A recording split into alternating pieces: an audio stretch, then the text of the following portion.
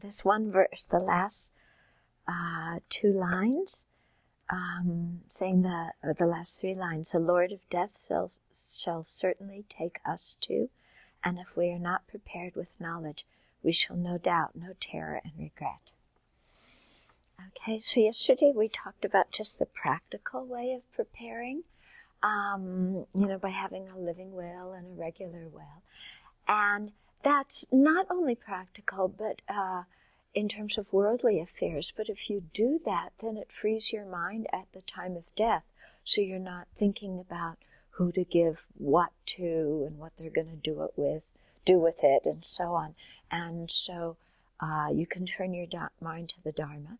And also, if you give as much away as possible before you die, then you create a lot of virtuous karma by generosity, and also make a lot of people happy, and then you definitely don't have to worry about your possessions and belongings at the time of death.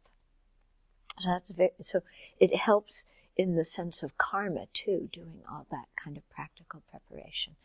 But even more than that, what's important is to prepare our mind, and the best way, the best thing to do is if we can, meditate as taught in the highest Yoga Tantra, if we've had the initiation and done the generation stage practice and completion stage practice, and then go through death and attain awakening in the bardo, in the intermediate state. That's the best way. Okay, you always start with the best. Okay, then if you can't do that, then at least to be able to follow the steps of the absorption, the visions that you have as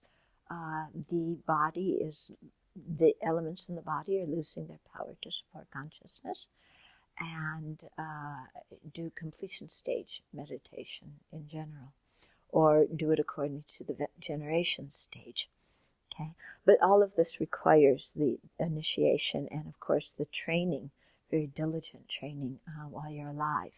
And that's one of the reasons for doing the 6th session Guru Yoga, is because you practice the death absorption in it. Okay, for people who aren't doing that practice, and it takes a lot of training and background and foundation before you can even do that practice, then the best thing for us is to take refuge at the time of death, generate bodhicitta, and meditate on emptiness. And if we can't do all three, do at least one, okay? Because they say if you take refuge at the time of death, then there's no way of being born in a lower realm. And you can see why, because if our mind, is really set in refuge, then it's in a virtuous mental state, and that will make some previously created virtuous karma ripen. Yeah, so it's important to really have that mind of refuge. And then, of course, if we can die with bodhicitta, it's wonderful to be able to, dedicate our whole life and any virtue that we created in it to, full awakening and the benefit of all beings. And then to make very strong prayers in our future life to be able to meet fully qualified Mahayana teachers and continue to practice, and never to be separated from bodhicitta, and, to meet the Mahayana teacher and the Bodhisattva teachings when we're young, and, to be able to practice them strongly in all of our future lives, then to have that kind of mind and that kind of aspiration as we go forward in our life again, then you're just sailing, aren't you? And then another thing is if we can meditate on emptiness at the time we die, so when the visions come, to whether it's the 8 visions during the death process, to see them as like illusions and not grasp them or push them away, or whatever else appears to us at the time of death. Sometimes as a result of destructive karma, there might be very frightening appearances to the mind at the time of death, but to be able to see those as only appearances, not as reality. Yeah. So kind of like when you're dreaming, know that you're dreaming, and so not take it so seriously. Yeah. So that's very helpful, to practice in our daily life when things come up, to remember whatever is happening to us is only an appearance to the mind. It doesn't exist out there as some objective reality. And so, completely getting familiar with it's just an appearance, a dependently arising appearance to the mind. I don't need to cling on to it as an external reality to either clutch or push away. So meditating on emptiness, not only of the visions, but especially of the self, because I think one of the things that makes death so frightening for people who don't have Dharma practice, and even for people who do, is, because it becomes very clear at the time of death that we're separating from everything that's familiar to us, and not just the possessions and not just the people, but even our body, even our whole constructed identity we're separating from. Okay? And so for people who are grasping strongly onto things, having to separate from things is very difficult, So you can see, like yesterday, all the Sangha changed rooms. We do this every year so that you don't get attached to the room you're staying in. Yeah. So if in the process of changing rooms, your mind is going, oh, but I like my old room so much, and I don't know about this new room, am I going to be comfortable? Da, da, da, da. If your mind is filled with that kind of thought, imagine how it's going to be when you die and you're separating from this whole environment without choice. Yeah? And so that might give you some energy to just say, my room is really just a room. It's just a hotel room. I'm moving out. It's great. Fine. Say goodbye, not cling to anything. And similarly, when we say goodbye to people, that we're quite fond of, if inside our mind has these, feelings of, oh, I don't want to say goodbye. I'm going to miss them. I want to stay with them.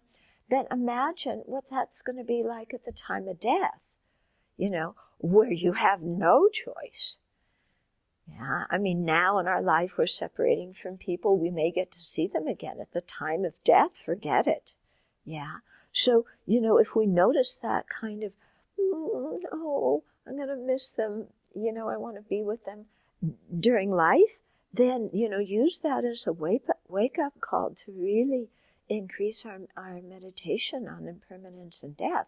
So at the time of death, we can separate from all these people and we're okay with it. We're not clinging to them. And we're not thinking that, their lives are going to fall apart without us also, knowing that they'll do just fine without us, that the world will continue to exist without us.